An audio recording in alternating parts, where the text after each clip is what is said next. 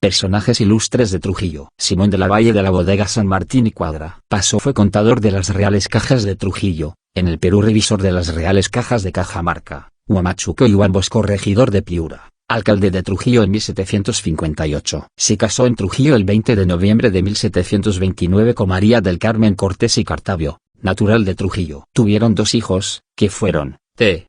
José Antonio, primer conde de Premio Real, y D. Manuel José, padre del general de Juan de la Valle, tan célebre en la historia de la Revolución de la República de Argentina. Falleció en Trujillo el 9 de mayo de 1791. Habiendo otorgado testamento en 24 de diciembre de 1771 ante Antonio Lorenzo Vázquez, María del Carmen Cortés Cartavio de León y Roldán Dávila. Doña María del Carmen Cortés Cartavio de León y Roldán Dávila, nacida en Trujillo del Perú, el 31 de enero de 1712, casada el 20 de noviembre de 1729, con D. Simón de la Valle San Martín de la Bodega y Cuadra, era hija del capitán don Fernando Cortés Santelices, y de doña Catalina de Cartavio Roldán Dávila, casada el 15 de enero de 1708, nieta del general don Alonso Cortés Mancha y doña Juana León Santelices del capitán don Domingo de Cartavio Lantia, opulentísimo vecino de Trujillo que diera su nombre a la valiosa hacienda Cartavio de su propiedad, que había nacido en Ribadeo, y de doña Juana Roldán Dávila, casados el 28 de junio de 1658 en Trujillo. José Antonio de la Valle y Cortés. José Antonio de la Valle y Cortés, nacido en Trujillo y bautizado en su catedral en 5 de enero de 1735 a los 8 días de venir al mundo. Corregidor de Piura, 1767-1772, abogado de la Real Audiencia, coronel de las milicias urbanas de Piura, caballero de Santiago desde 1777, primer conde de Premio Real desde el 14 de enero de 1784, alcalde de Lima en 1785, o 1779, prior del Tribunal del Consulado en 1787 y 1788, coronel del Real Cuerpo de Artillería en 1802, y brigadier general de los Reales Ejércitos en 1803. Miembro destacado del gremio de comerciantes importadores del Juan José Martínez de Pinillos y Larios. En la carrera militar ascendió al grado de sargento mayor del Regimiento de Milicias Disciplinadas de Caballería de Trujillo en 7 de marzo de 1794, del cual fue teniente coronel por título fechado el 6 de octubre de 1797, y su coronel en 1812. Este último año era igualmente teniente coronel de los Reales Ejércitos, y 3 años después comandante militar de Trujillo. María Josefa Agustina de Cacho y de la Valle. Doña María Josefa Agustina de Cacho y de la Valle, nacida el 5 de mayo de 1770, casó el 8 de octubre de 1790 con el general don Juan José Martínez de Pinillos Larios, nacido en Estares, procurador de la Casa Solariega de Pinillos, que en 1783 fue corregidor de Cajamarca y más tarde, en 1795, alcalde ordinario, regidor perpetuo y alférez real por S.M. en Trujillo.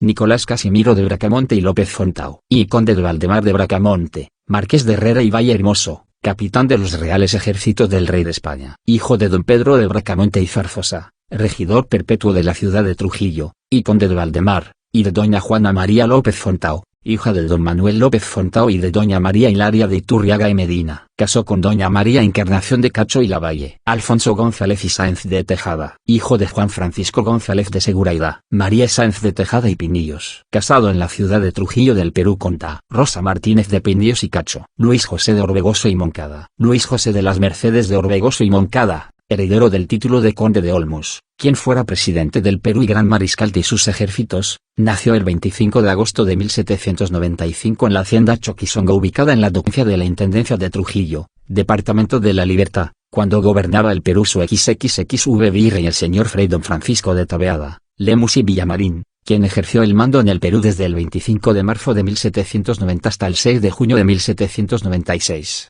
María Josefa Martínez de Pinillos y Cacho. Trujillo había sido un centro prominentemente de la nobleza y ahí habían radicado muchas familias de abolengo, de pura cepa española. Sin embargo, cuando se dejaron sentir los primeros movimientos a favor de la causa emancipadora, fueron los nobles los primeros en laborar favorablemente, y sus esposas, hermanas e hijas, se convirtieron en factores valiosísimos para la causa. Doña María Josefa Martínez de Pinillos, se encontraba entre las más activas y batalladoras, plegada del todo a la causa de la patria. Se trataba, decía, de fumarnos como seres libres e independientes, y ya estamos en edad y en condición de solicitar ese derecho. La causa sostenida y defendida por el general San Martín, encontraba adeptos en todo el territorio, y doña María Josefa, se sostenía como la propagandista más entusiasta y a cuya palabra henchida de las más altas virtudes cívicas, todos quedan convencidos y siguen voluntarios la causa más grande, que pueden defender los pueblos.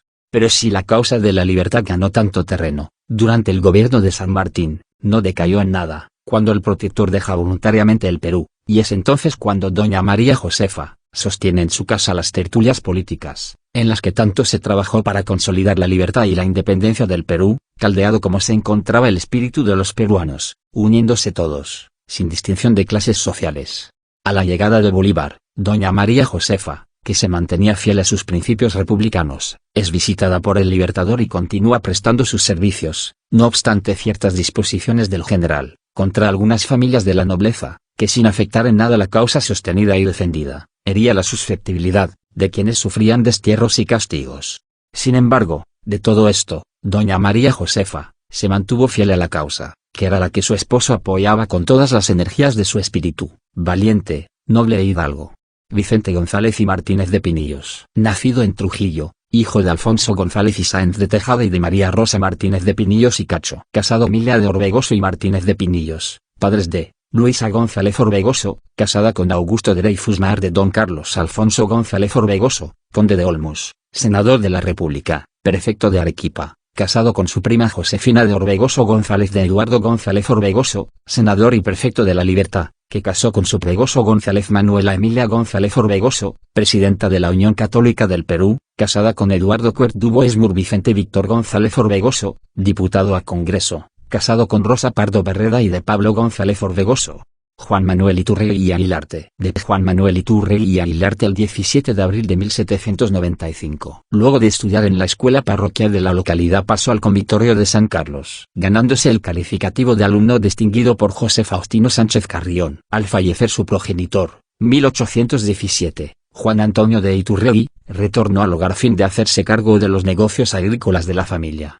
Influenciado por las ideas libertarias en 1818 viajó a Jamaica para y toma contacto con el general argentino, y obtenida su aquiescencia, reúne a los payas y otros vecinos notables. Con el armamento adquirido en Jamaica, habilitaba a retirarse a Trujillo, firmándose la primera proclamación privada de la independencia. Luego hubo otras dos proclamaciones públicas, el 31 de diciembre y el 14 de enero de 1821. Juan Manuel Claudio Iturrey González, hacendado y administrador de los campos de Chiquito y desde 1871 tras la muerte de su padre el general Juan Manuel Iturrey y Aguilarte en 1871, fue su único heredero. Un año después los arrienda a los Larco. Juan Manuel Claudio Iturrey González se casó en 1891 con su trujillana Susana de Orbegoso González, hija de don Juan Guillermo Eloy de Orbegoso Pinillos y doña Rosa González Madalen Goitia. Juan Manuel Claudio y Susana tuvieron por hijos legítimos a Juan Manuel y a Susana Rosa Iturrey y Orbegoso, que años después se casaría con George Spotoquirral civil. Juan Manuel murió en 1912. Pío Vicente Rosell González y Tamayo. Don Pío Vicente Rosell González y Tamayo nace el 10 de julio de 1807 y fallece el 27 de enero de 1880, hijo de don Pedro Rosell González y Sotomayor y de da María Ignacia de Tamayo y Cáceres.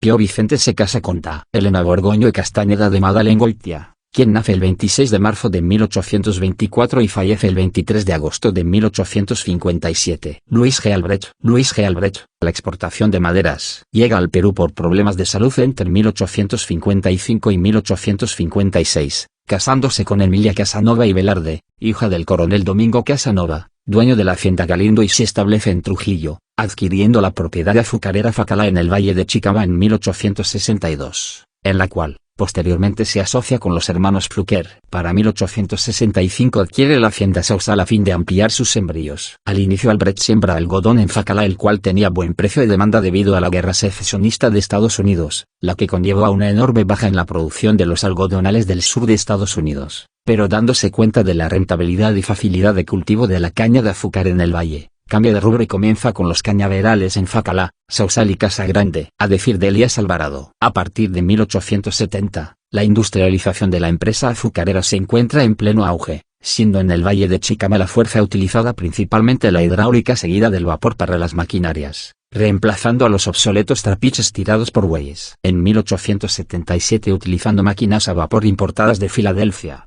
la hacienda Lurifico elabora 1000 quintales diarios de azúcar, mientras que la hacienda Facala de los hermanos Fluker en Chicama elabora 50,000 quintales por año. En 1876 la hacienda Sausal de Albret produce 15,000 quintales de azúcar por año. Este incremento en la producción de caña conlleva a un incremento del consumo de la misma, motivo por el que Albret comienza a adquirir las tierras adyacentes a Casa Grande integrando ingenios con zonas de cultivo en un área industrializada. Y en aquellas localidades en las cuales no se podía hacer esto lo que se acostumbraba era adquirir las cosechas de haciendas vecinas que no dispusiesen de ingenios para su procesamiento, al igual que Augusto Cavada, propietario de las haciendas Lache y Santa Ana, firmando ellos un contrato en 1871 en el que se estipulaba que Albret se comprometía a procesar en mi Casa Grande la caña producida en las tierras de Cavada debiendo recibir cada parte el 50% de producto. Cuando Cavada adquiere su propia maquinaria, denuncia el contrato y es litigado zanjando el conflicto la Corte Suprema de Lima a favor de Luis Albret el 24 de diciembre de 1877.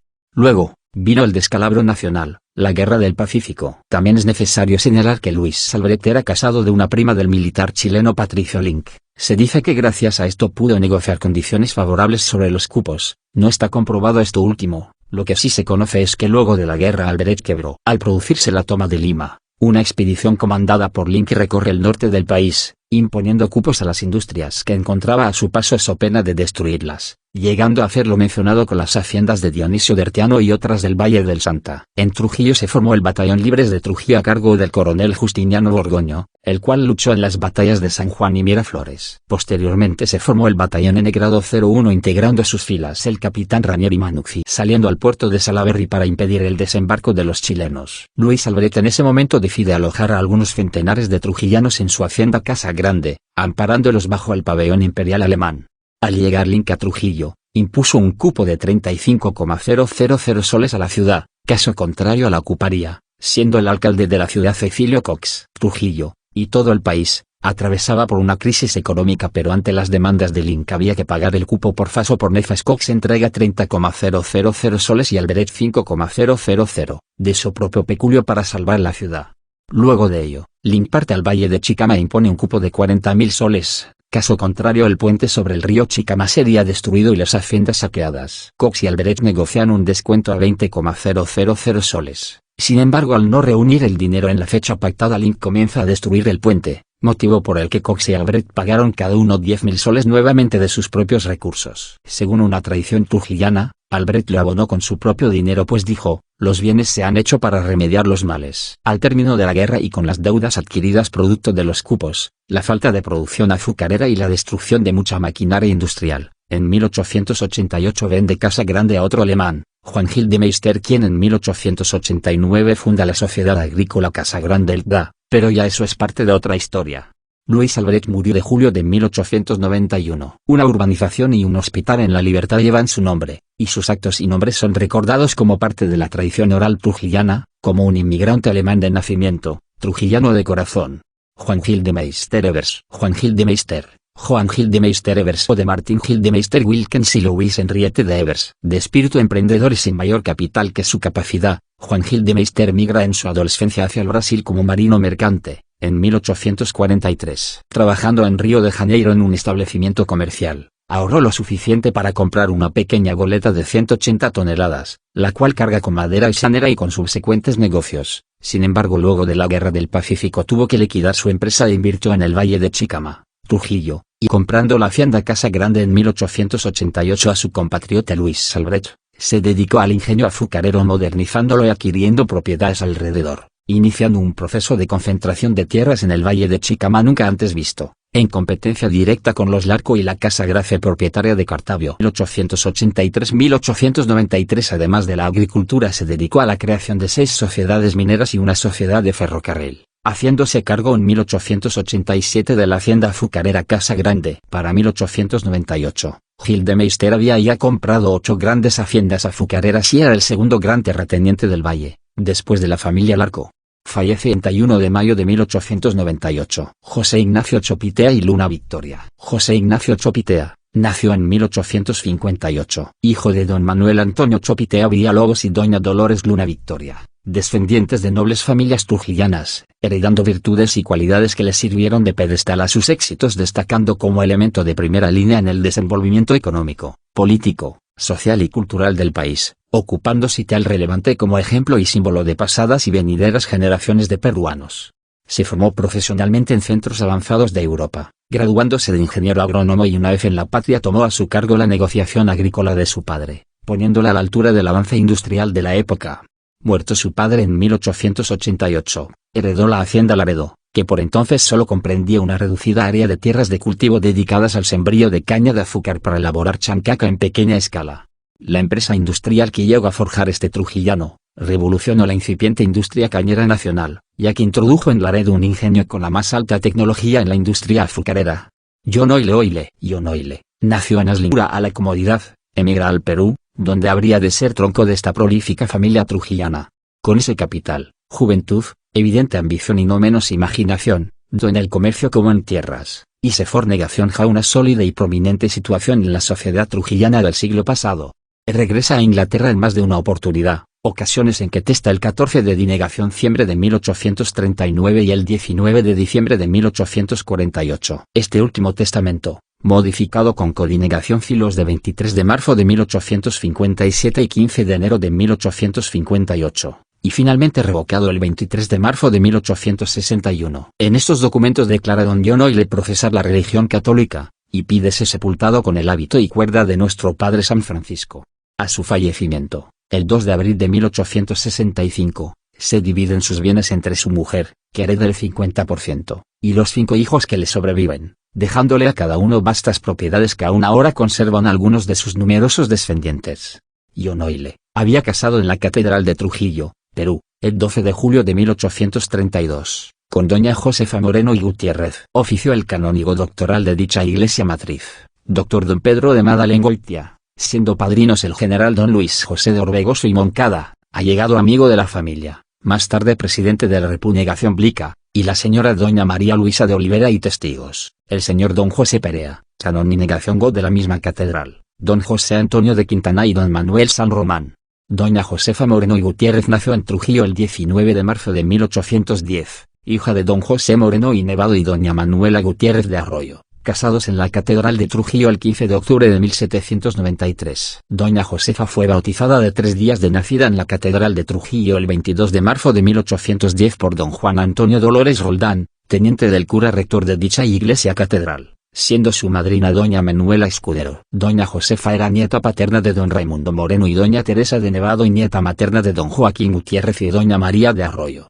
Marciala Charan Smith, filantropos que lleva su nombre en la ciudad de Trujillo, Perú. Nació en junio de 1837, se casó en primeras nupcias con la dama peruana Francisca Panchita Larrea, con la que no tuvo hijos. Cuando Francisca fallece y después de largo luto, conoce a la señora Ana Lucia de la Torre, con quien contrae matrimonio en segundas nupcias. Merced a su trabajo acumuló fortuna, formando la compañía Charan y Goicoechea en la ciudad de Trujillo, Perú. Al surgir la guerra entre Perú y Chile, viaja a Francia regresando al término de esta para continuar sus actividades comerciales. Durante su viaje a Francia se ve inmerso en una corriente de ideas renovadoras en lo social y económico. Cuando Marciala Charan regresa al Perú, y a iniciativa de su esposa Ana Lucia, toma a su cargo el cuidado y la educación de sus sobrinos, hijos de su cuñada, Víctor Raúl y Agustín Aya de la Torre. Los principios de El Capital fueron pasados al joven Víctor Raúl Aya de la Torre por la influencia de Marciala Charan. Posteriormente, Víctor Raúl Aya de la Torre viaja a estudiar a Francia y con las ideas de su tutor y protector, trata de adaptar las teorías de política económica del marxismo, acomodando estas a la realidad de los países latinoamericanos de acuerdo a su propia interpretación de la coyuntura social y política de la región. De este análisis, y por influencia de algunos otros ideólogos contemporáneos, funda en México en 1924, la Alianza Popular Revolucionaria Americana como movimiento latinoamericano que devendría en el Perú, Partido Aprista Peruano APRA. Marciala Charan fallece en Lima el 14 de septiembre de 1918 dejando en su testamento una fortuna para los descendientes de su único hermano, Juan Antonio Charan Smith. Parte de su fortuna fue dedicada a la instalación y operación de un instituto técnico para la formación de los hijos del proletariado de la ciudad de Trujillo que lleva su nombre hasta que, anecdóticamente, fue confiscado y convertido en Colegio Nacional Mixto de Trujillo por el primer gobierno aprista del Perú. La fortuna de Marciala Charan Smith fue compartida con su hermano Juan Antonio Charan, quien desde Chile y con sabiduría comercial adquiere propiedades y concesiones mineras que lo convierte en una persona de gran influencia en la región. Sus propiedades en Iquique y Antofagasta incluían minas de fosfatos, salitreras y vastos terrenos de cultivos que nunca fueron devueltos. La historia de Marcial Acharán y la de su hermano Juan Antonio está íntimamente ligada a la historia del Perú republicano por la influencia que el APRA ha tenido en el país durante buena parte de su historia. José Goicoechea Ossa. Don José Goicoechea y Ossa nació de octubre de 1832 en la ciudad de Trujillo. Casó en primeras nupcias con doña Leonor Garcés de Cárdenas y en segundas nupcias con doña Isabel Polo y Matute, viuda del conde don Ángel Guzmán de la Reguera y nieta del conde Francés Sampole, hija de Antonio Polo y Juan, y con una distinguida dama de apellido Matute. Don José Goicoechea y Ossa falleció en la ciudad de Trujillo el 18 de septiembre, o noviembre, con vasta sucesión al presente de ambos matrimonios. Doña Isabel Polo y Matute de Goicoechea nació el 8 de julio de 1847 y murió el 14 de agosto de 1886 a los 39 años, en Departamento Central de San Giovanni 68 de Cuarta Puerta. Del primer matrimonio de don José Goicoechea y Ossa con doña Leonor Garcés tuvo los siguientes hijos: don José Bernardino, don César, don Augusto, y doña Carolina Goicoechea Garcés. Del segundo matrimonio, tuvo por hijos a doña Eloisa, doña Emilia, doña Elvira, doña Elisa, don Ricardo, y don Juan Pablo Goicoechea y Pol. Alfredo Apindios Oile. Don Alfredo Apindios es un hombre representativo. Así lo establece la perfecta armonía de sus brillantes cualidades en rara unión con su hombría de bien, y si esto no fuera bastante, están ahí a manera de viviente ejemplo, los hechos de su vida intensa y fecunda. Fruto de noble hogar, a esta labor de reconstrucción de su patrimonio, modeló su personalidad en la sagrada escuela del amor filial, y su sacrificio de entonces fue quizá el campo propicio donde fructificaron sus grandes virtudes.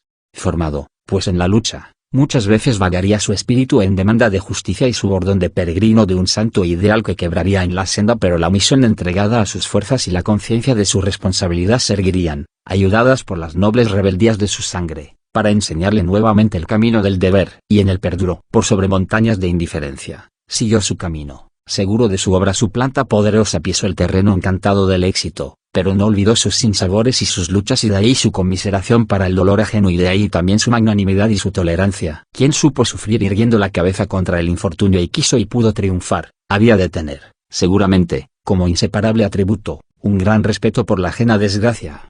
Tales empezares, coronados con el éxito rotundo, habían formado una personalidad cuyo radio de acción tenía que extenderse, y el deber ampliamente cumplido, tal hombre, medidas sus fuerzas, debía a la sociedad el tributo de su acción, y valientemente, a conciencia de esta nueva obligación, la afronta y lleva a todas partes el acierto de sus iniciativas.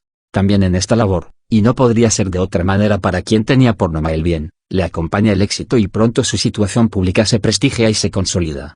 Es desde el alto sitial de alcalde de Trujillo, y muy joven aún, que empieza a dejarse sentir su acción. Llevado al cargo por una fuerte corriente popular, encauza su poderosa situación por la senda de los intereses de su ciudad, y en poco tiempo lleva a la práctica grandes mejoras locales. Emprende obras de saneamiento y pavimentación, comunicaciones, verifica una nueva numeración en la ciudad, propicia la construcción de baños públicos e inicia los trabajos para establecer el importante servicio de luz y fuerza eléctrica. Revisa el presupuesto municipal y logra mejores rentas. Desde entonces, fue tanto el prestigio de su labor comunal, su consejo y su ayuda son siempre demandados por los que tienen la gestión inmediata de la cosa pública, consejos que nunca escatima en aras de su gran amor por Trujillo. Después ha ocupado sucesivamente diversos cargos públicos, y en todos ellos ha puesto el sello inconfundible de su acción honrada y de su interés por el progreso local.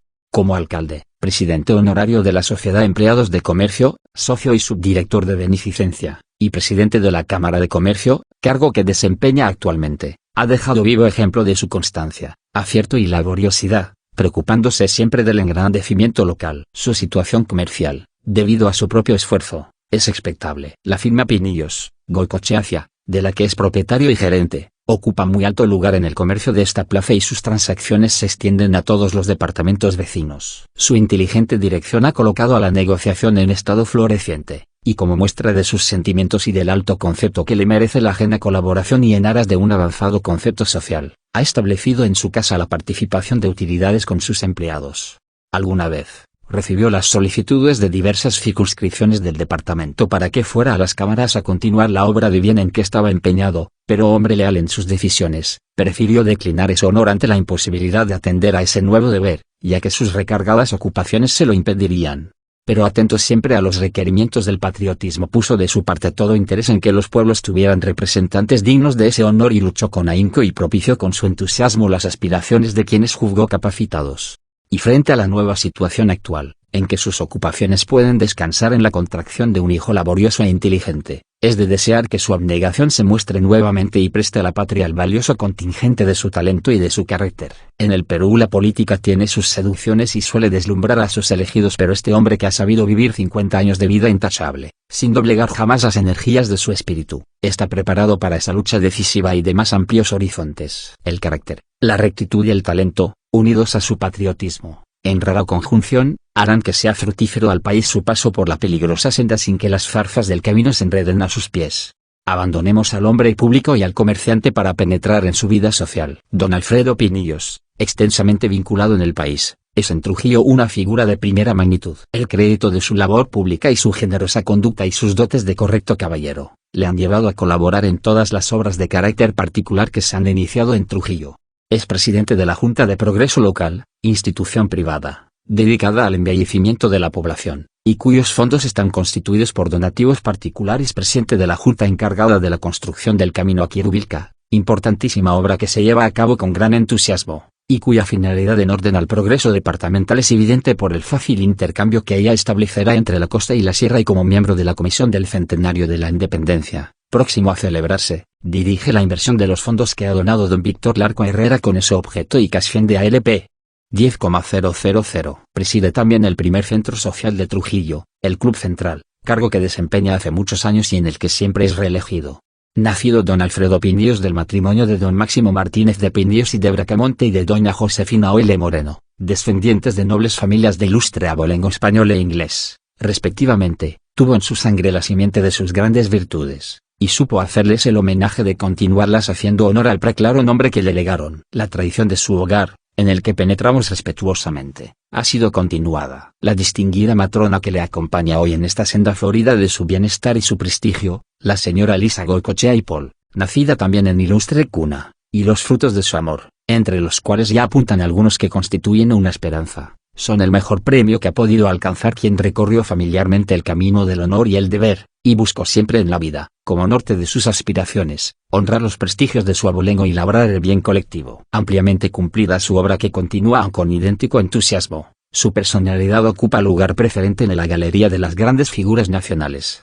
Luis José de Orbegoso González. Genaro Luis José de Orbegoso González, nació en 1869. Sus padres fueron Juan Guillermo Eloy de Orbegoso y Martínez de Pinillos y Rosa González y Madalén Goitia, casado con Guillermina Vera Tudela, con la que tuvo como hijos a Luis José de Orbegoso Tudela, Guillermo de Orbegoso Tudela, María Rosa de Orbegoso Tudela y Miguel de Orbegoso Tudela. Genaro Luis de Orbegoso González hizo sus estudios en el Colegio de los Jesuitas con éxito sobresaliente, y terminada su instrucción media se dedicó a la agricultura. En 1919, ingresó al Parlamento como diputado por Trujillo. Su abuelo fue el presidente del Perú, Luis José de Orbegoso y Moncada, nombre completo, Luis José de las Mercedes de Orbegoso y Moncada Galindo, entre el período de los años 1833 y 1835. Luis José de Orbegoso González, hacendado y administrador de los terrenos de Chiquitoy desde el año 1916 en que su hermana Susana de Orbegoso González de Iturregui se lo arrendara, luego formaría la negociación agrícola Chiquitoy. Víctor Larco Herrera. Fue hijo de don Rafael Larco Bruno y de doña Josefina Herrera Medina. Sus hermanos fueron Rafael, Alberto, Carlos, Jerónimo y María Larco Herrera. Contrajo primeras nupcias con Carolina Oile Castro, con quien tuvo un hijo, Víctor Carlos. Luego su segundo y último compromiso con Susana Vázquez Lizarzaburu. Sus hijos fueron Víctor Manuel, Víctor Humberto, Napoleón, Jorge, Consuelo, Susana, Iris, Josefina, Elena y Victoria.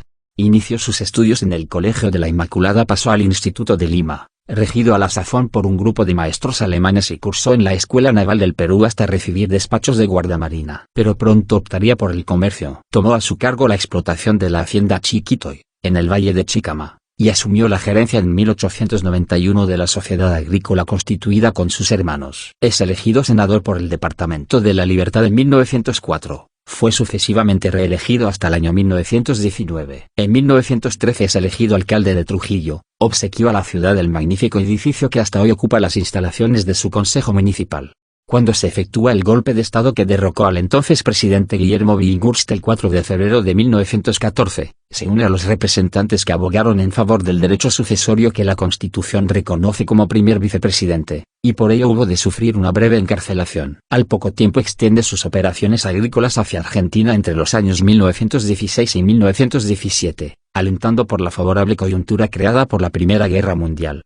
Incorporado a la Sociedad Benéfica Pública de Lima en 1918, se encargó de dicha institución y también de la inspección de los hospitales de enfermos mentales. Otorgó su pleno apoyo a la iniciativa del Dr. Hermilio de Valdizán para desterrar los métodos inhumanos que aún prevalecían en su tratamiento, y en pocos años donaría más de 1,5 millones de soles para construir el nuevo establecimiento que lleva su nombre, Hospital Psiquiátrico Víctor Larco Herrera. Además donaría al poco tiempo importantes sumas de dinero para la edificación de un moderno orfelinato. En 1919 empezó la formación del Museo Arqueológico de Lima, mediante las compras de varias colecciones particulares y de numerosísimas piezas procedentes de las depredaciones efectuadas por los vaqueros.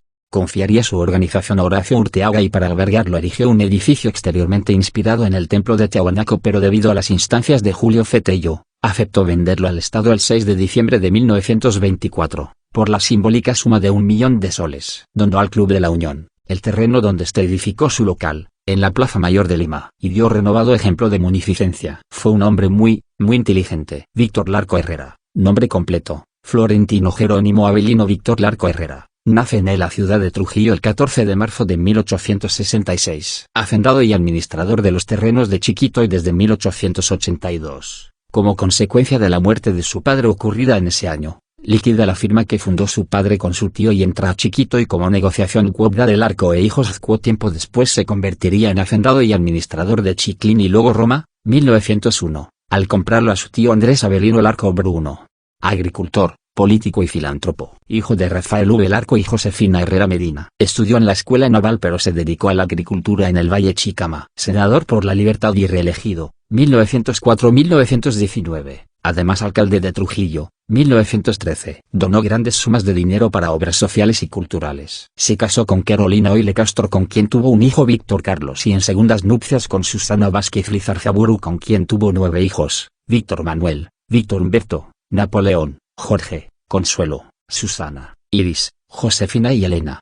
Fallece en Santiago de Chile 1939. José Alberto Larco Herrera. Don José Alberto Larco Herrera, nacido en la hacienda San Gual, Chiquitoy en el Valle de Chicama el 1 de junio de 1874, fallecido en Trujillo el 18 de septiembre de 1922, casado el 1 de junio de 1901 con Da Josefina Piñíos Oile, nacida en 1881 en Trujillo, fallecida en Trujillo el 18 de diciembre de 1933, hija de D.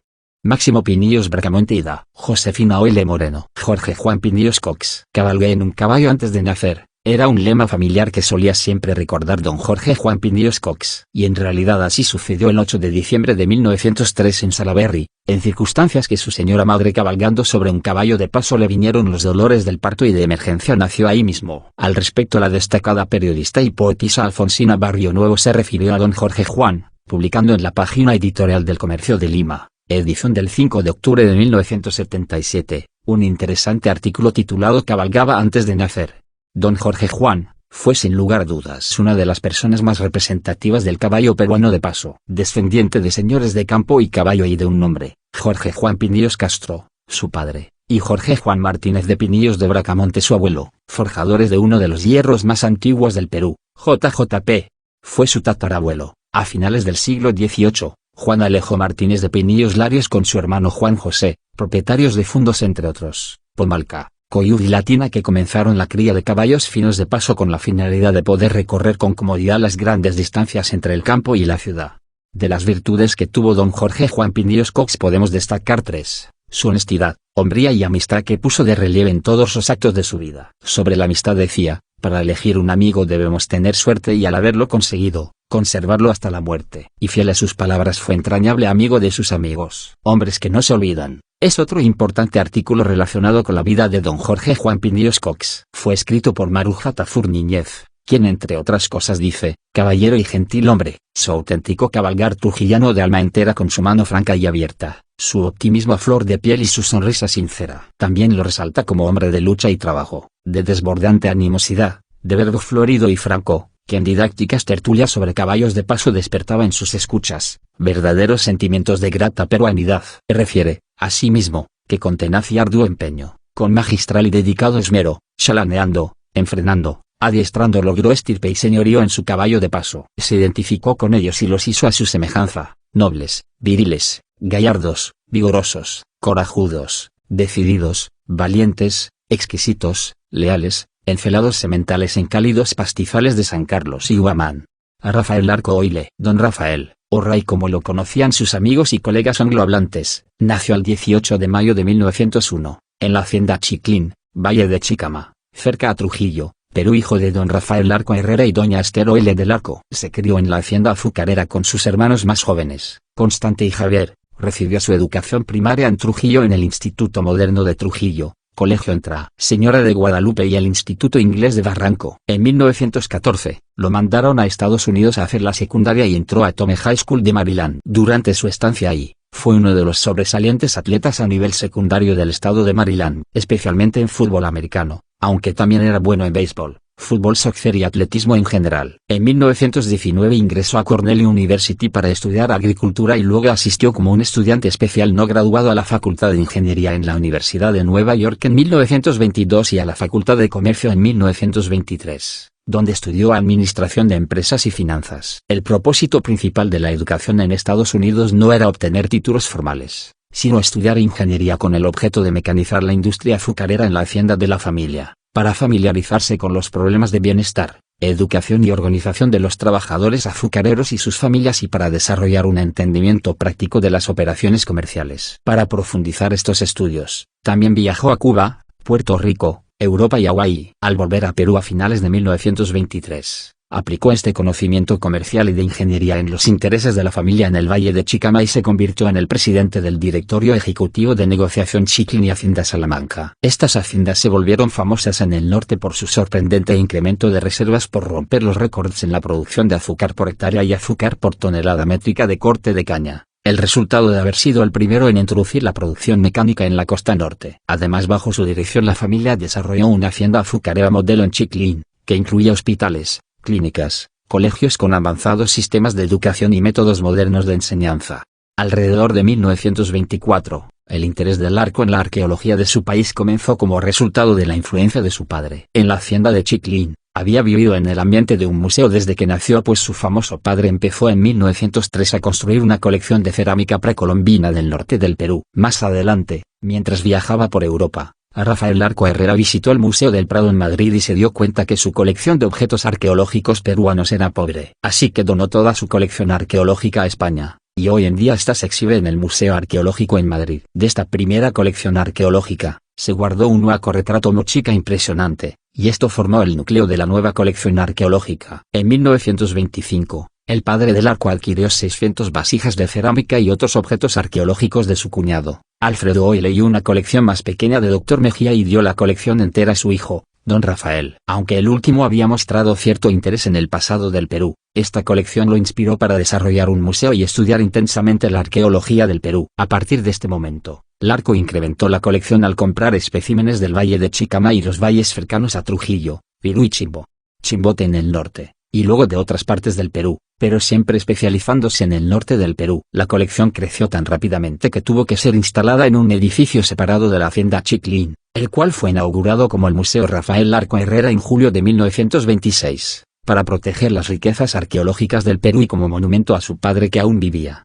En 1933, se adquirieron dos grandes colecciones privadas, una de alrededor de 3.000 piezas del señor Carranza en Trujillo y las otras 8.000 piezas de cerámica, metal y textiles de Carlos Arroa de la Hacienda Clara en el Valle de Santa. El transporte de la colección Roa del Valle Santa al Valle de Chicama sin que se rompiera nada fue una operación muy importante, dado que la carretera panamericana no existía aún. Después de 2 semanas, todo estaba empacado con sojas en cajas de madera y las pusieron en camiones que fueron reconducidos a lo largo de la playa con marea baja. Todos los objetos llegaron en buenas condiciones, pero luego se tuvo que emprender el trabajo de retirar la sal impregnada en la cerámica, pues nunca antes se había hecho. Una de las piscinas más grandes en la hacienda Chiclín fue expropiada por la arqueología. Se sumergieron los recipientes y los dejaron en remojo por un periodo de 2 meses, durante el cual 15 jóvenes cambiaban el agua cuando se contaminaba con la sal disuelta. Después de este tratamiento, se podía almacenar o exhibir los recipientes libres de los peligrosos cristales de sal. Al mismo tiempo que don Rafael compraba colecciones, también empezó extensas excavaciones y exploraciones en las desoladas estribaciones, valles y las laderas de las montañas del Valle de Virú y sus alrededores, tales como la quebrada de Cupisnique. Este trabajo de campo se convirtió en un asunto familiar, pues todos mostraban el mismo entusiasmo y amor por el trabajo que se necesitaba para formar la colección del museo. Don Rafael y sus hermanos Constante y Javier,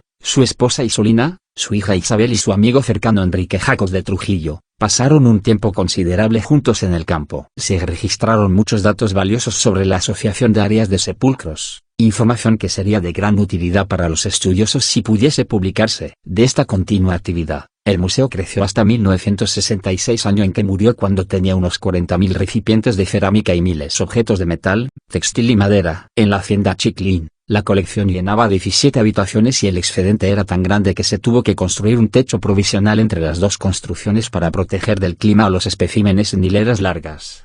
En 1949, los intereses comerciales de la familia llevaron a don Rafael de la Costa Norte a Lima. Separarse de su colección le habría significado la interrupción de su investigación arqueológica, así como un duro golpe para mi espíritu. 1964 2.20. También creyó que las colecciones estarían más al alcance de los estudiosos, científicos y la gente interesada si se encontrara en la capital. Entonces, se tomó la decisión de mudar toda la colección a Lima, construir un nuevo museo y crear una fundación que garantizara la permanencia del museo y el mantenimiento de las colecciones. El nuevo Museo Rafael Larco Herrera no solo fue construido en el estilo arquitectónico del siglo XVIII, sino que incorporaba rejas, puertas, columnas, vigas y cerrojos de la casa solariega de los marqueses de Herrera y Villahermosa en Trujillo. Cuando fue alcalde de Trujillo, don Rafael había intentado proteger la casa como monumento histórico, pues era uno de los mejores ejemplos sobrevivientes de la arquitectura colonial. Más adelante, sin embargo, intereses políticos permitieron que se demoliera la casa. Aunque estos pocos artículos dan al museo en Lima una apariencia colonial, en otros aspectos es moderna. Posee 6 salas de exhibición más un sótano para la exposición de objetos de oro y plata, 11 habitaciones de almacén, 4 oficinas que sirven de biblioteca, laboratorio y taller, un jardín,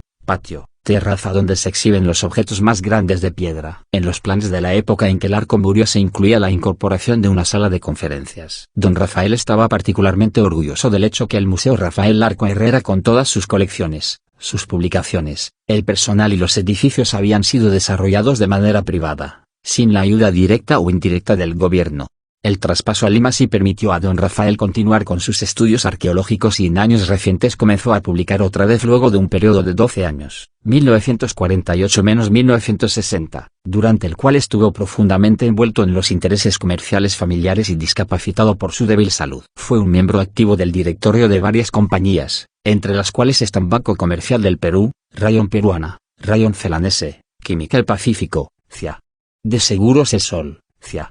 De Seguros Pesquera Consa y Amial del Perú. Antes, había fundado el periódico, Diario La Nación en Trujillo, y luego sucedió a su padre como presidente del directorio del diario La Crónica en Lima. Todas estas actividades restaron tiempo que podía haber ocupado en la arqueología. Ray era una persona obstinada y con una personalidad positiva. Detrás de una manera muy majestuosa, él era sorprendentemente generoso, siempre alegre de ayudar a estudiosos calificados. Ponía voluntariamente sus materiales a su disposición. También podía ser igualmente negativo con aquellos que él sentía lo hacían perder el tiempo, motivados por la curiosidad o buscando un favor especial. Como un joven estudiante graduado asistente de William Duncan Strong en el proyecto del Valle de Virú de 1946, recuerdo agradables domingos en la hacienda Chiclín cuando don Rafael favorecía al grupo, que incluía a Strong, Bennett, Guille, Ford, Bid y Collier, con sus ideas sobre la arqueología peruana. En adelante siempre disfrutamos la gran hospitalidad de toda la familia Larco en un suntuoso y delicioso almuerzo. Luego nos retirábamos a estudiar con una oferta de cigarros importados de alta calidad, brandy y algo de chicha añejada hecha en la hacienda para agradables conversaciones sobre economía, política y problemas de las plantaciones de azúcar. Pero siempre tarde o temprano la conversación cambiaría al tema de la arqueología peruana. Durante estas sesiones siempre me asombró cómo, aunque a veces no tenía tiempo para leer el último artículo o monografía sobre arqueología en su excelente biblioteca, Larco mostraba un profundo conocimiento de los 10.000 objetos en el museo. Tenía tal memoria fotográfica de las colecciones y de los detalles etnográficos mostrados en algunas cerámicas que podía a menudo establecer un argumento al traer un espécimen que le probara tener la razón.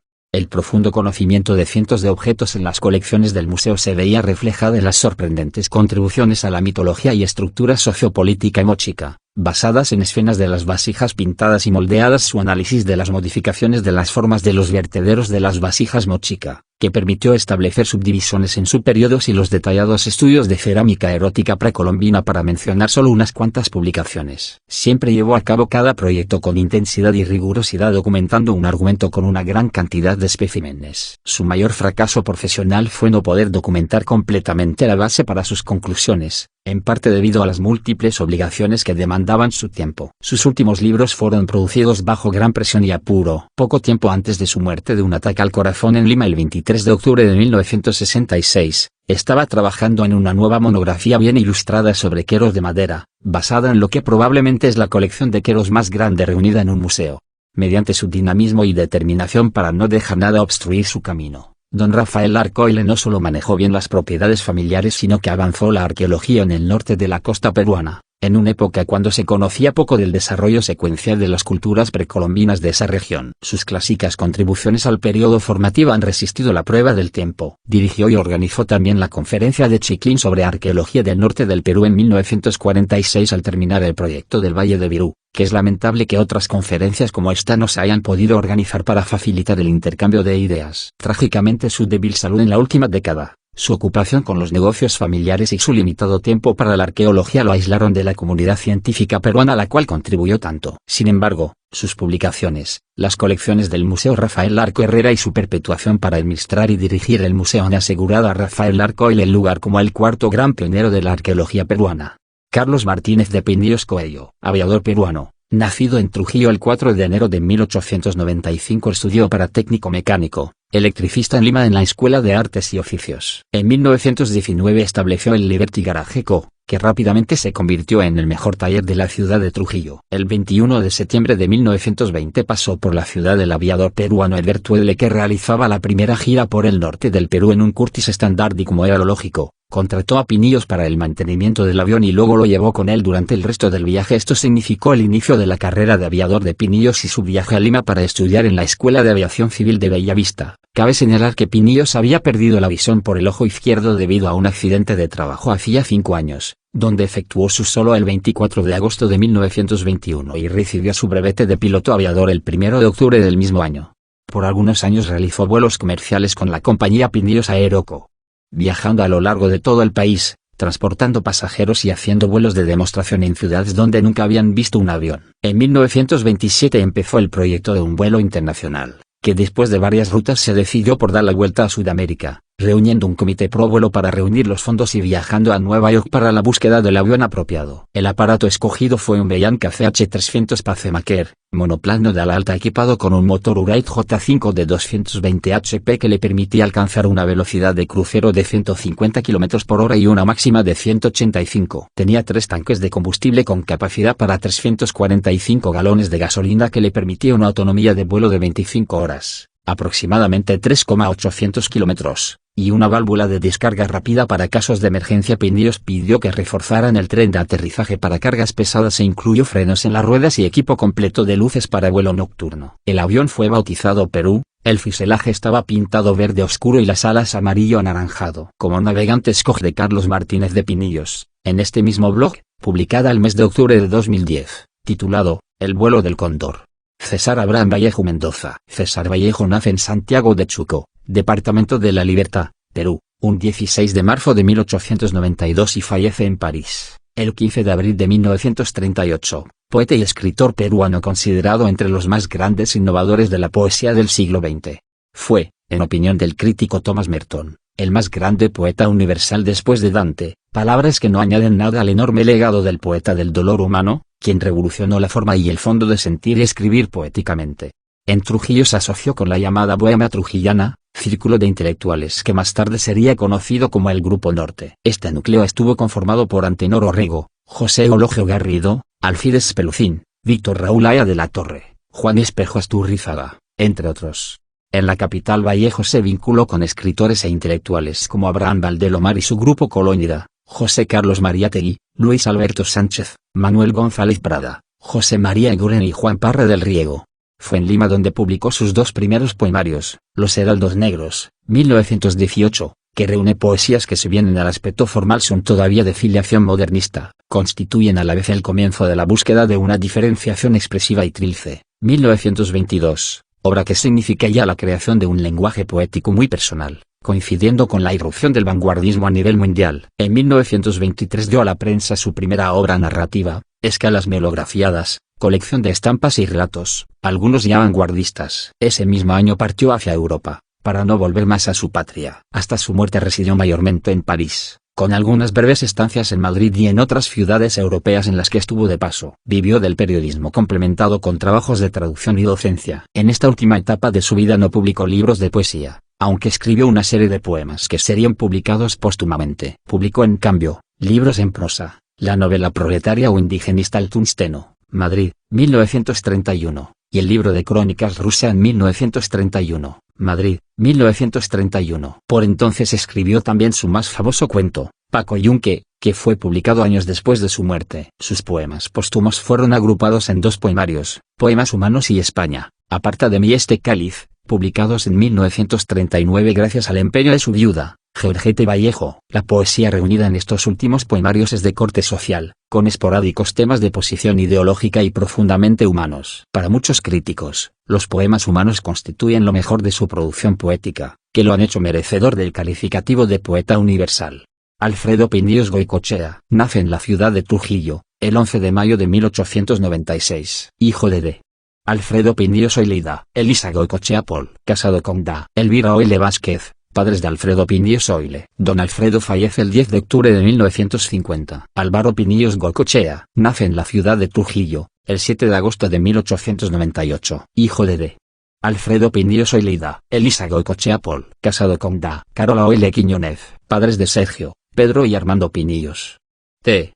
Álvaro fallece el 18 de abril de 1958. Víctor Eli Pinillos Goicoechea nace en la ciudad de Trujillo, el 10 de enero de 1907. Hijo de D. Alfredo Pinillos Oileda, Elisa Goicoechea Paul, casado con Da. Carmela Monteverde Lizarza Burú, padres de Carmela, Victoria, María Eugenia, María Antonieta y Víctor Pinillos Monteverde. T.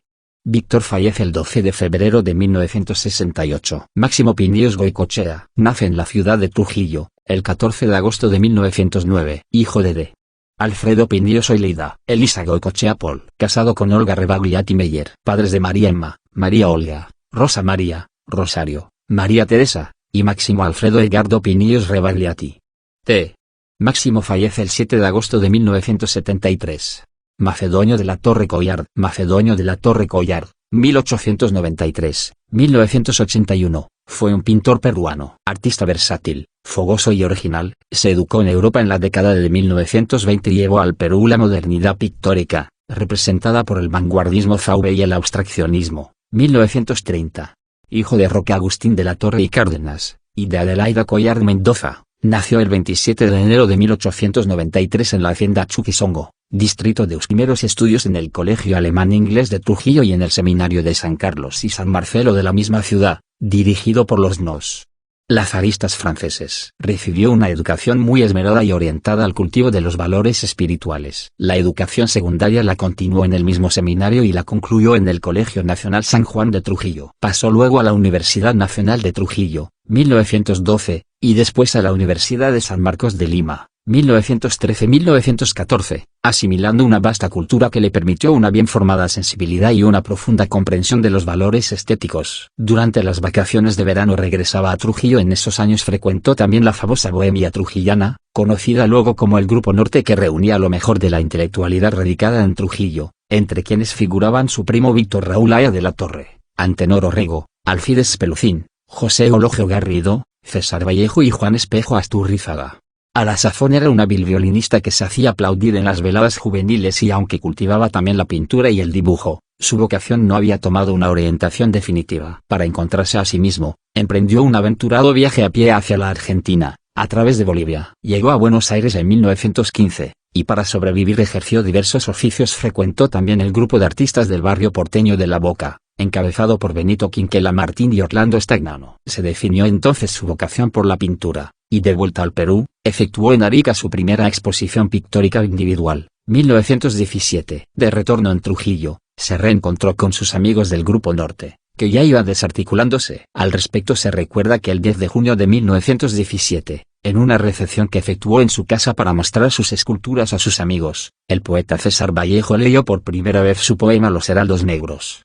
En 1921 contrajo matrimonio con Adriana Romero Lozada Bello. Luego de 3 años de reposada vida de hogar, emprendió viaje a Europa, beneficiado con una modesta beca otorgada por el gobierno del presidente Augusto Beleguía. Inició entonces una nueva etapa en su vida artística. Pasó largas temporadas en Alemania, 1924-1925, donde realizó estudios de pintura y escultura bajo la dirección del profesor Enner. Luego en Italia y especialmente la costa de Liguria, 1925-1926, Bélgica, 1926-1927, y París, 1927-1931, con un breve paréntesis de retorno al Perú, 1927. Esos años europeos le pusieron en contacto directo con las obras de los grandes maestros del impresionismo. En París concurrió a las clases que Antoine Bourdet y regentaba en la Academia de la Grande Chaumiere. Presentó muestras de sus obras en el Salón de Otoño, 1928, y el Salón de los Independientes, 1929. Allí también se reencontró con algunos de sus amigos de la bohemia trujillana, entre ellos Saya de la Torre y Vallejo. César Vallejo,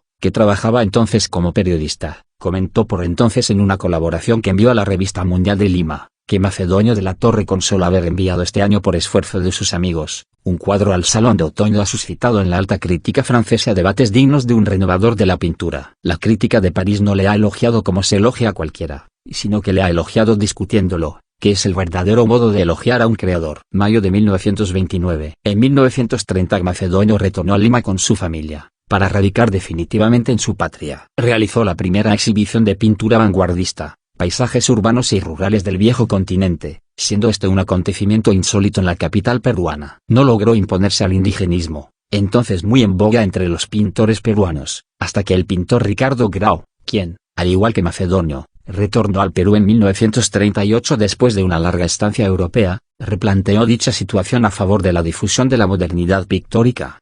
Las posteriores exposiciones de Macedonio fueron tan numerosas que solo en Nueva York efectuó más de 10. 1959, 1960. Esta breve estancia en la ciudad de los rascacielos fue, en esta última fase de su vida, el único paréntesis breve fuera de su patria. Hasta su fallecimiento, Macedonio no cesó de pintar. El taller que ocupó desde la década del 1950, el 7º piso del edificio California, en la calle de Mogollón, segunda cuadra del Jirón Moquegua, en el centro de Lima, se transformó en un lugar de encuentro obligado con el artista. Falleció el 13 de mayo de 1981, a la avanzada edad de 88 años. Wenceslao Rosell Urquiaga, Wenceslao, nace en Trujillo el 20 de julio de 1891, hijo de D. Pedro Domingo Rosell y Borgoño y da Manuela Alejandrina de Urquiaga y Calonge. Don Wenceslao ha sido un peruano que dejó huella. Eximio caballista, fue discípulo de Ruy da Camara, famoso rejoneador portugués y maestro de equitación en alta escuela. Siendo presidente del Club Hípico Peruano el señor Alfonso J. Álvarez Calderón, se le encargó al señor Rosell, socio fundador de dicha institución y varios periodos su presidente, organizar el primer concurso del caballo peruano de paso, el que se efectuó al año siguiente de su autorización por resolución suprema del 1 de julio, y ministerial del 5 y 9 de agosto de 1944. Desde el año 1938, el señor Wenceslao Rosell Urquiaga inició las gestiones para la realización del concurso oficial del caballo peruano de paso, lo que está plenamente documentado en el Club Hípico Peruano, tanto en los libros de actas como en los calendarios de actividades. Hasta el año 1944, ningún presidente ni las juntas directivas creían en el éxito de estos concursos, hasta la presidencia en ese año del doctor Alfonso Álvarez Calderón, distinguido aficionado, él que también tenía sus dudas pero fue convencido por el señor Rosell. A mediados de ese año la directiva del Club Hípico consigue una entrevista con el entonces presidente de la República, doctor Manuel Prado Ugarteche, a fin de solicitar la oficialización del concurso. El presidente también tiene sus dudas del posible éxito del concurso y pregunta, ¿quién responde por el concurso? El doctor Álvarez Calderón pone una mano sobre el hombro del señor Rosell y contesta al presidente Prado, aquí está el pilar. La Junta Directiva del Club Hípico del Perú en su sesión del 23 de agosto de 1944 nombró una comisión presidida por el señor Wenceslao Rosell Urquiaga y por los vocales SRS, José Antonio de la Valle, Antonio Graña Elizalde, Santiago Acuña Rey, Javier Larco Oile, José Antonio Delgado Vivanco y Aurelio Málaga Alba, actuando como secretario el señor Carlos Taboada. La comisión tuvo la siguiente misión. Primero, organizar y llevar el Studbook del caballo de paso nacional. Segundo, Formular el patrón estándar del citado caballo, que sirva de norma para su selección y clasificación en los concursos y exposiciones oficiales. Tercero, formular el reglamento de exposiciones y concursos oficiales de caballos peruanos de paso. Cuarto, organizar por lo menos una vez al año un concurso y exposición oficial del caballo peruano de paso. Quinto, organizar la Asociación de Criadores del Caballo Peruano de Paso. El señor Rosell organizó las bases del concurso, tanto en piso como en enfrenadura,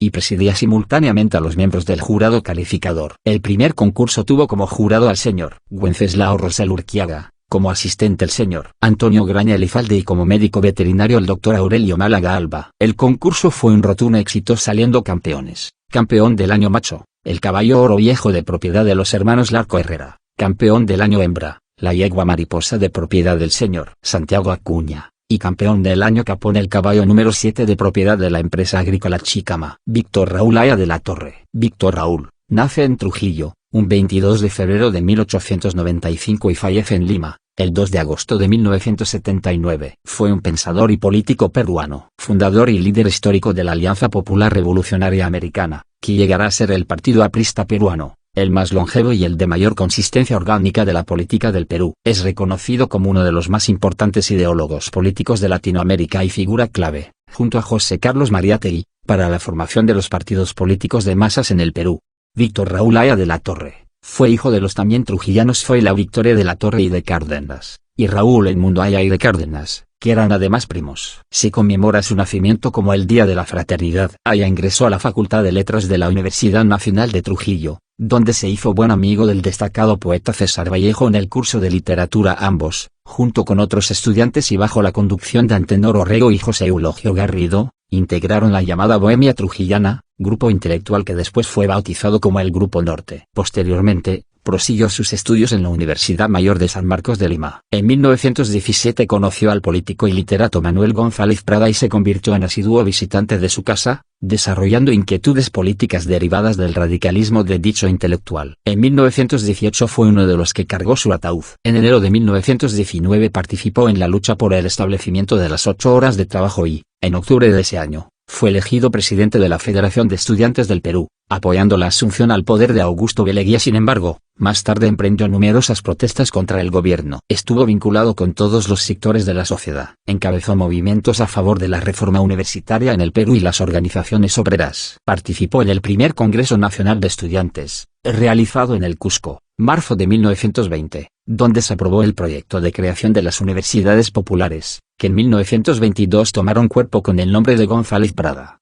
Una de las más significativas protestas que encabezó entonces fue la campaña de oposición a la proyectada consagración oficial del país al corazón de Jesús. Durante la protesta callejera murieron un estudiante y un obrero, 23 de mayo de 1923, lo que se convirtió en símbolo de la unidad obrero-estudiantil. La ceremonia de consagración fue suspendida por el arzobispo de Lima, Emilio Lison. Luego, Aya editó la revista radical obrero-estudiantil Claridad, en colaboración con José Carlos Mariátegui, como órgano de la Juventud Libre del Perú y de las Universidades Populares. En octubre de 1923, cuando era profesor del Colegio Limeño Anglo-Peruano, hoy Colegio San Andrés, fue apresado y recluido en el penal del Frontón, donde se declara en huelga de hambre. A 6 días de la huelga es deportado a Panamá.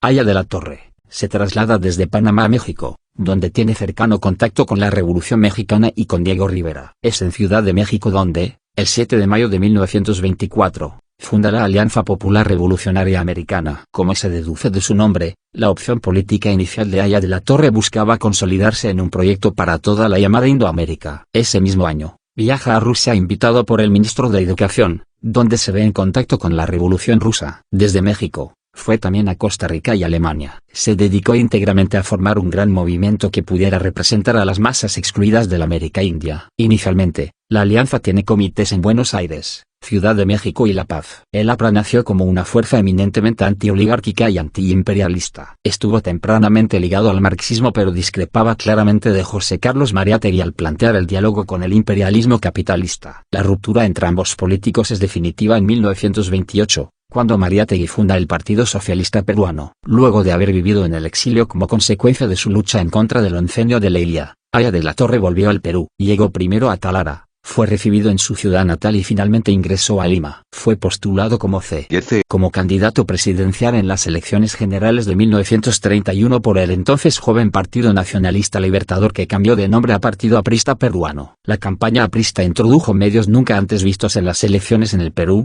pintas callejeras en todas las ciudades del país, candidatos llamados por sus nombres, Víctor Raúl, Luis Alberto, etc. Inclusión de los no votantes, JAP, Juventud Aprista, Chicos Apristas, himno propio, que sobreponía la letra a la música de la Marsellesa francesa. La Marsellesa aprista, una bandera para el partido que identificara a los partidarios llamados hermanadoramente compañeros alzando pañuelos blancos, y el famoso SESAP, solo el APRA salvará al Perú. Se inició dentro del partido una especie de culto a la figura de Aya, que era a la vez Víctor Raúl, el jefe, el guía y el maestro. Según el Tribunal Electoral que dirigió esta elección, Víctor Raúl ocupó el segundo lugar por detrás de Luis Miguel Sánchez Cerro, Unión Revolucionaria. Sin embargo, Aya de la Torre y el APRA nunca reconocieron los resultados oficiales ni al nuevo gobierno. El gobierno de Sánchez Cerro se mostró autoritario y represivo. Aya de la Torre fue apresado. Las protestas populares aumentaron por todo el país. Gustavo Jiménez se declaró presidente en Cajamarca. En la ciudad de Trujillo se produjo un fallido levantamiento armado aprista que desencadenó en enfrentamientos entre el pueblo y la Fuerza Armada. La insurrección fue duramente reprimida. Cientos de apristas detenidos y un número indeterminado fue fusilado en las ruinas peruanas de Chanchan, en las afueras de Trujillo. La llamada Revolución de Trujillo, como la conocen los apristas, fue paralela a otros movimientos revolucionarios en diversos puntos del país. La Constitución de 1933 proscribía a todo partido internacional. Basándose en esto e invocando que la nación se encontraba en peligro,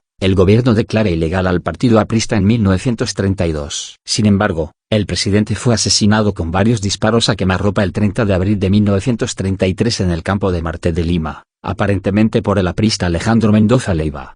En las elecciones de 1936, el entonces clandestino APRA apoyó a Luis Antonio Irigoyen, quien resultó electo. Sin embargo, el Congreso invalidó la elección por el apoyo aprista, que en realidad no podía ser comprobado. Es en 1945 cuando el APRA vuelve a la legalidad al participar en la coalición del Frente Democrático Nacional de Aya de la Torre, Óscar R. Benavides y José Luis Bustamante y Rivero, encabezado por este último, quien se convirtió en presidente constitucional de la República. Gracias a la mayoría, Aya y el APRA controlaban la bancada del Frente y el legislativo en su conjunto. Desde ahí, lograron aprobar diversas medidas justas para el pueblo peruano, pero también entorpecieron el reformismo del gobierno. Hicieron vigorosa presión para lograr sus objetivos, provocando la desestabilización del régimen y una etapa de desgobierno y anarquía que puso en jaque al régimen. Ante esto, la bancada oficialista no aprista inasistió al legislativo, provocando su receso. Se produjeron levantamientos en todo el país, incluyendo el aprista realizado en el Callao. Bustamante se vio obligado a gobernar mediante decretos leyes y a proscribir nuevamente al APRA. Finalmente, todo esto desembocó en el golpe de Manuela Odría, digitado por el poder económico, y la represión subyacente. Aya de la Torre fue perseguido y Bustamante, deportado. Aya se refugió en la Embajada de Colombia en Lima, en la que estuvo 5 años asilado, puesto que la dictadura odrillista se negaba a otorgar el salvoconducto para que saliera del país.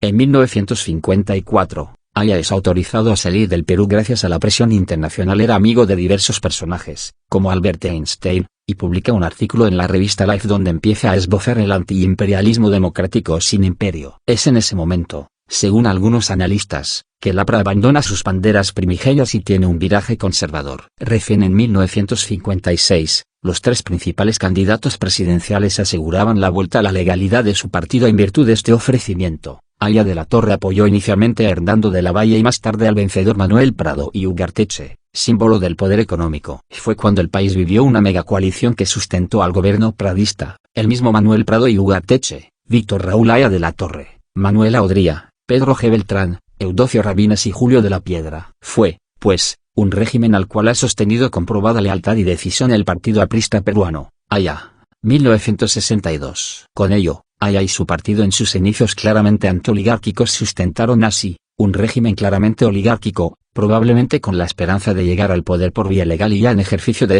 hacer las reformas convenientes. Años más tarde, consultado por Julio Kotler sobre el asunto, Aya respondió que había juzgado mal la situación y que pensó que la oligarquía tenía más fuerza de la que realmente tenía.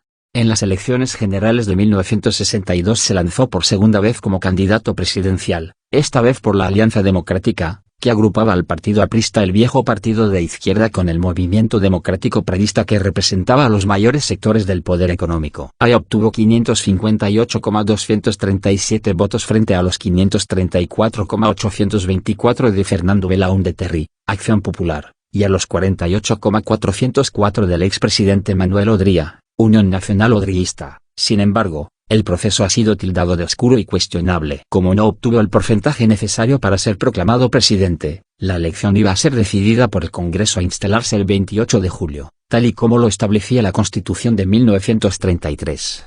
Aparentemente, las Fuerzas Armadas del Perú temían que Aya llegara al poder y acudieron a Palacio para informar de su contrariedad. Informado de esto por el presidente Prado, Aya habría tratado de efectuar una alianza con Fernando Belaúnde, pero llegaron a un puerto muerto, con lo que solo pudo consolidar una con Manuela Odría, por la que cederían los votos apristas al odrismo. Las Fuerzas Armadas denunciaron fraude en 10 departamentos y se pronunciaron también en contra del virtual presidente Odría, y no contra Aya, según posición del historiador Perquicayo Córdoba. Finalmente, el 18 de julio se produjo el primer golpe institucional de las Fuerzas Armadas, encabezado por el Gral Ricardo Pérez Godoy, que derroca el gobierno de Manuel Prado y Ugarteche, declara nulas las elecciones e instala una junta militar de gobierno. El golpe fue respaldado por Acción Popular y tardíamente por el APRA. Ya en las elecciones generales de 1963, ganó Fernando Belaúnde Terry con 39% frente al 34% de Aya. Durante los años del gobierno de Belaúnde, Aya y su partido se mantuvieron en la oposición junto a Manuel Odría, formando la coalición APRA 1, la que por su número controlaba el legislativo y se oponía fuertemente al reformismo belaundita. Se opusieron a las medidas propuestas por el gobierno, provocando que la primera ley reforma agraria tuviese un alcance mínimo. El Parlamento declaró inafectables las explotaciones eficientes y dedicadas a los cultivos de exportación.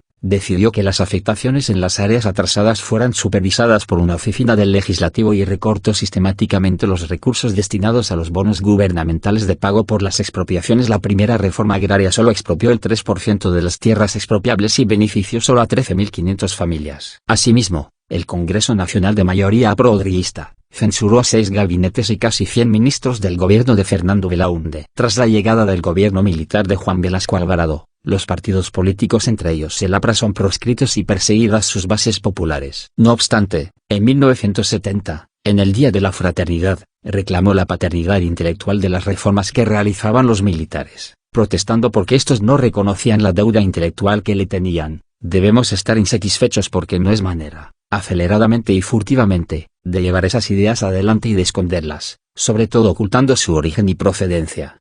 Aya de la Torre encabezó la presión popular ejercida contra el gobierno de Francisco Morales Bermúdez para que los militares volvieran a sus cuarteles y se restituyera la democracia. Una asamblea constituyente había sido anunciada el 28 de julio de 1976, pero las elecciones recién se realizan en 1978. El partido aprista tuvo la primera mayoría, seguido del Partido Popular Cristiano. Aya de la Torre fue elegido con la más alta votación como diputado constituyente y fue designado unánimemente para ejercer la presidencia de la Asamblea Constituyente. En un acto simbólico, su sueldo por el ejercicio del cargo fue de solo 1 sol de oro. El mismo día de la instalación de la Asamblea, Aya de la Torre marcó su clara independencia con respecto al régimen militar. En 1979 Víctor Raúl Aya de la Torre firmó la Constitución de 1979 poco antes de su deceso. Víctor Raúl Aya de la Torre murió el 2 de agosto de 1979 en la ciudad de Lima. En sus funerales, estuvieron presentes varios líderes del partido, entre ellos Luis Alberto Sánchez, Ramiro Priale, Andrés Tonsén, Javier Valle Riestra y Armando Villanueva, así como una amplia multitud. Fue enterrado en el Cementerio General de Miraflores de la ciudad de Trujillo. Su ataúd reposa debajo de una gran roca con la frase "Aquí yace la luz". Justiniano Orgoño Castañeda,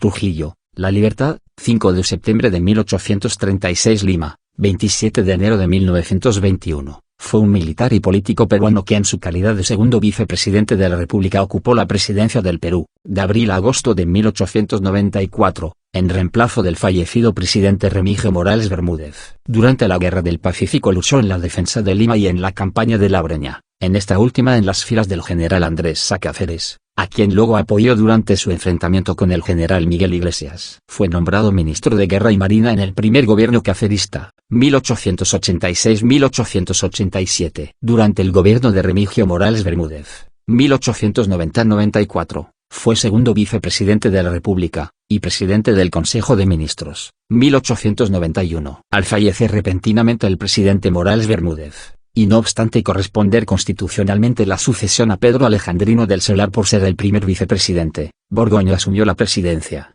que ocupó por 4 meses, antes de entregar el poder al general Cáceres, electo por segunda vez en unas elecciones amañadas. Entre otros cargos que ejerció en su carrera política están los de prefecto de La Libertad y de Arequipa, así como diputado al Congreso de la República. Fue hijo del general Pedro Antonio Borgoño Núñez, fincado en el Perú, y de la trujillana Manuela Castañeda y Magdalena Goitia. Uno es su padre, oficial del Ejército Real, llegó al Perú en 1820 y fue destinado por el virrey Pezuela a la guarnición en Trujillo, donde secundó al marqués de Torre Tagle en la proclamación de la independencia del norte del Perú y tuvo a su cargo el apresamiento de los oficiales realistas que se negaron a plegarse al movimiento patriota. 2. Fue sobrino de José Manuel Borgoño, destacado oficial al servicio de la independencia de Chile y veterano de la batalla de Rancagua, que hizo la campaña al Perú bajo el mando del general José de San Martín. 3. Justiniano estudió en el Colegio Seminario San Carlos y San Marcelo de su ciudad natal, de 1847 a 1852. 4. Se casó con Jesús Salas de la Torre Urraca, hija del coronel chileno Francisco Salas Fuenzalida, prócer de la independencia de Chile y Perú, y nieta del prócer trujillano Jerónimo de la Torre. Cita requerida. Se hizo cargo de la administración de la hacienda Tulape, que su familia poseía en el Valle de Chicama. 4. Carrera militar. Editar. En la Guerra Civil de 1856-1858. Editar. El 30 de octubre de 1856 se incorporó en el ejército con el grado de subteniente, y pasó a combatir la revolución iniciada por el general Manuel Ignacio de Vivanco en Arequipa ese mismo año. A órdenes del capitán de fragata Antonio de Laza, luchó en un combate librado por la posesión del puerto de Islay, y luego en la toma de Iquique, 1856, y de Arica, 1858. Ascendió a capitán. Finalizada la guerra civil, retornó a sus labores agrícolas. 4. En la guerra con Chile. Editar. Volvió al servicio al iniciarse la Guerra del Pacífico en 1879, y organizó el Batallón Libres de Trujillo, donde se enrolaron jóvenes de la alta sociedad trujillana. Con el grado de teniente coronel, pasó a la guarnición de La Punta, en el Callao, con la misión de contrarrestar el bloqueo naval y un posible desembarco chileno. 4. Fue ascendido a coronel y trasladado con su unidad al pie del Morro Solar, en la hacienda Villa. Combatió en la heroica resistencia del Morro Solar. 5. Parte de la batalla de San Juan y Chorrillos, librada el 13 de enero de 1881, hasta que sin municiones y herido en la pierna derecha, fue tomado prisionero. Llevado a Lima, fue liberado el 9 de abril por el general Cornelio Saavedra Rodríguez, jefe de las fuerzas chilenas de ocupación, quien era amigo de la familia Borgoño radicada en Chile. A cambio, se comprometió a no volver a tomar las armas contra los chilenos. 1.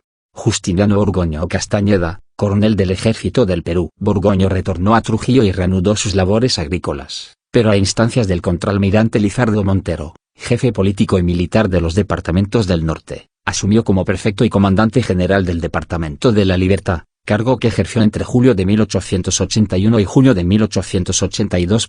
4.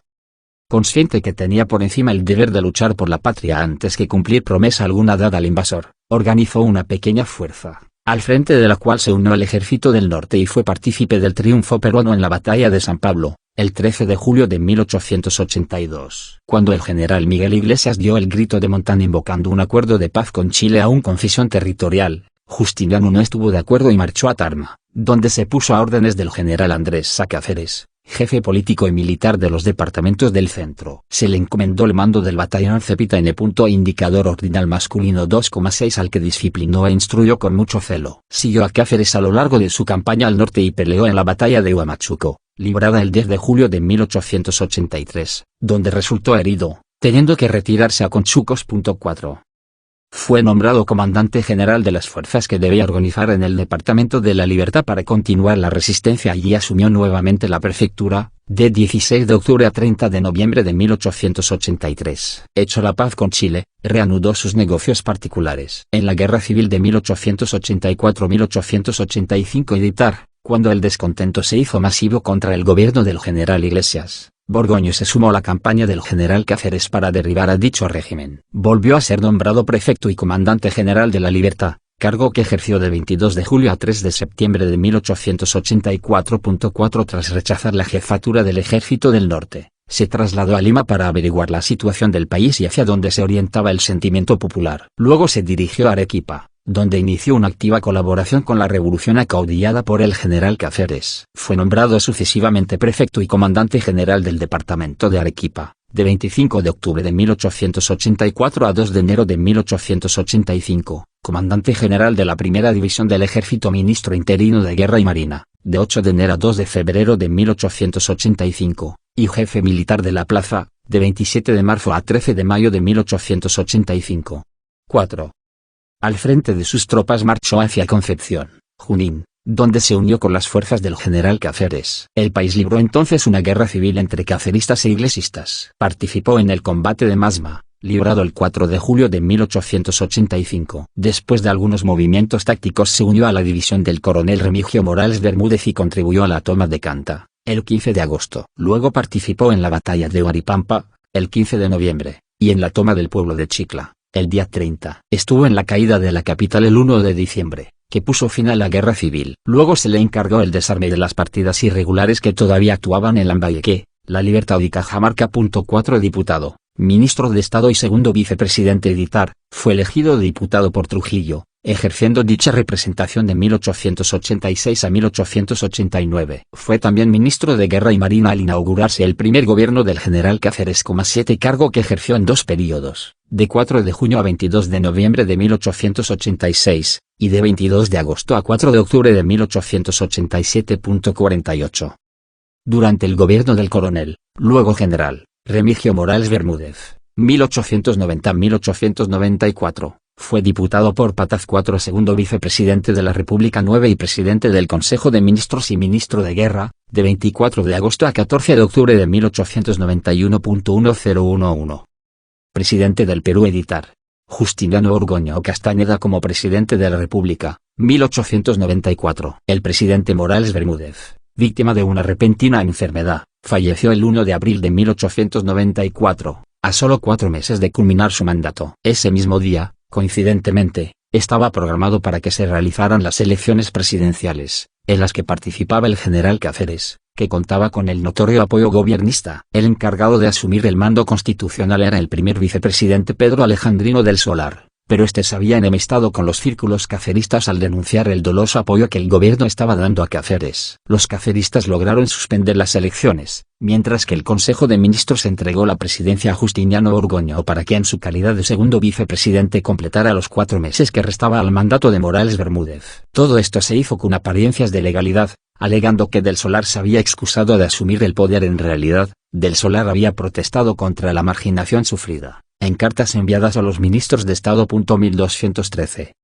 Borgoño gobernó con un gabinete ministerial presidido por Baltasar García Urrutia, que a la vez era el canciller. 14. Durante su breve mandato, enfrentó en todo el país el accionar de las montoneras, sobre todo en el norte, donde actuaban la partida de los hacendados piuranos Teodoro, Oswaldo, Augusto y Edmundo Seminario. De otro lado, se adquirieron los vapores Constitución y Chalaco, este último de transporte militar, pero casi todo el presupuesto nacional se destinó a sostener al ejército, prácticamente el único respaldo con el que contaba el gobierno. 1.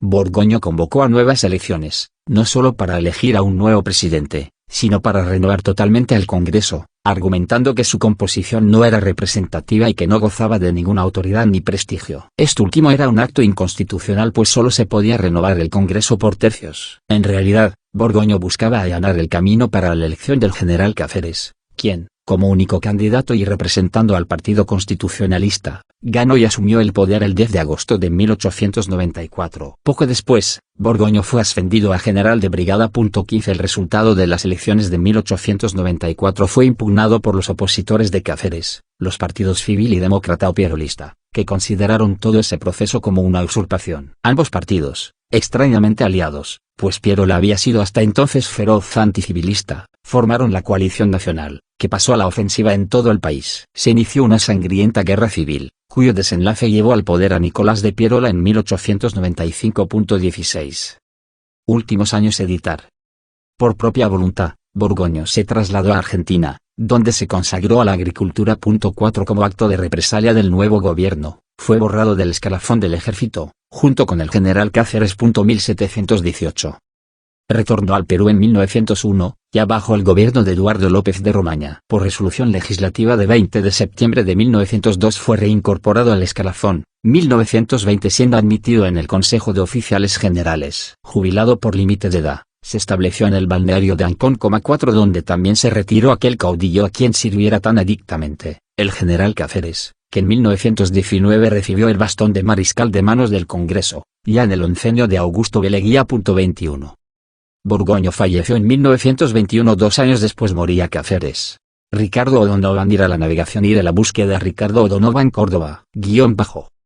Senador de la República del Perú por Departamento de la Libertad. 28 de julio de 1879, 7 de junio de 1880 Información personal. Nacimiento 7 de abril de 1836 Trujillo, Perú. Fallecimiento 7 de junio de 1880, 44 años, Arica, Perú. Sepultura Cementerio General de Miraflores. Nacionalidad peruana. Información profesional. Ocupación político y militar. Años activo 1854 a 1880. Rama militar Ejército del Perú. Rango militar teniente coronel. Conflictos. Guerra Civil Peruana de 1854-1855. Batalla de La Palma. Guerra Hispano-Sudamericana. Combate del Callao. Guerra del Pacífico. Batalla de Arica. Editar datos en Wikidata. El teniente coronel Ricardo O'Donovan Córdoba, Trujillo, 7 de abril de 1836 Arica, 7 de junio de 1880, fue un militar, abogado y diputado peruano que destacó en la Guerra del Pacífico. Murió combatiendo en la Batalla de Arica. Índice: 1 Biografía, 2 Homenajes, 3 Referencias, 4 Biografía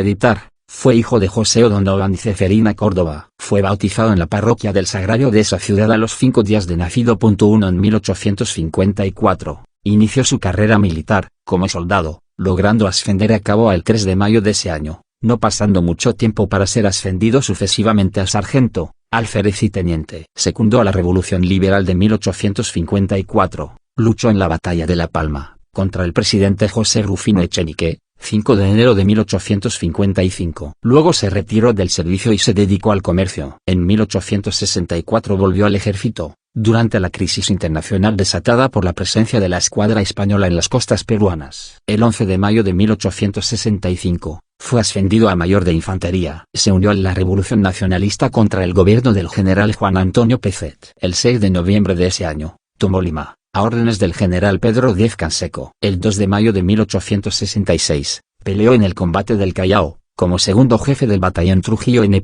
Indicador ordinal masculino 21, estando ubicado en la Torre Junín. 1 Acabado el peligro internacional, O'Donovan retomó sus negocios privados. Al momento de estallar la Guerra del Pacífico en 1879, era senador por la Libertad 23. No obstante, de inmediato se enroló en el ejército y marchó al sur, al teatro inicial de las operaciones bélicas. Tenía entonces el grado de teniente coronel. Destinado a la defensa de Arica, a órdenes del coronel José Joaquín Inclán, fue nombrado jefe de operaciones de la 7. Indicador ordinal masculino división, que tomó a su cargo las baterías del Este y la Ciudadela. Colaboró activamente en la construcción de las defensas. Estuvo en la juramentación hecha por el coronel Francisco Bolognesi y el mayor Juan de la Cruz Salvo, antes de la batalla, en la que se acordó morir antes que rendirse. El 7 de junio de 1880, tuvo el cargo de jefe del Estado Mayor de la 7ª División, siendo herido por fusilería, y rematado por las bayonetas del enemigo, negándose en todo momento a rendirse. En 1889, sus restos llegaron a su natal Trujillo. No se casó ni dejó descendencia. Homenajes editar. En su natal Trujillo, un cuartel fue bautizado con su nombre, el mismo que años después sería célebre, al ser asaltado por miembros del Partido Aprista peruano, durante la Revolución de Trujillo de 1932 contra el gobierno de Luis Sánchez Cerro. En su honor se denomina una calle en el distrito de Los Olivos, en la urbanización Villa Sol, alrededor de otras con nombres de héroes de la Batalla de Arica.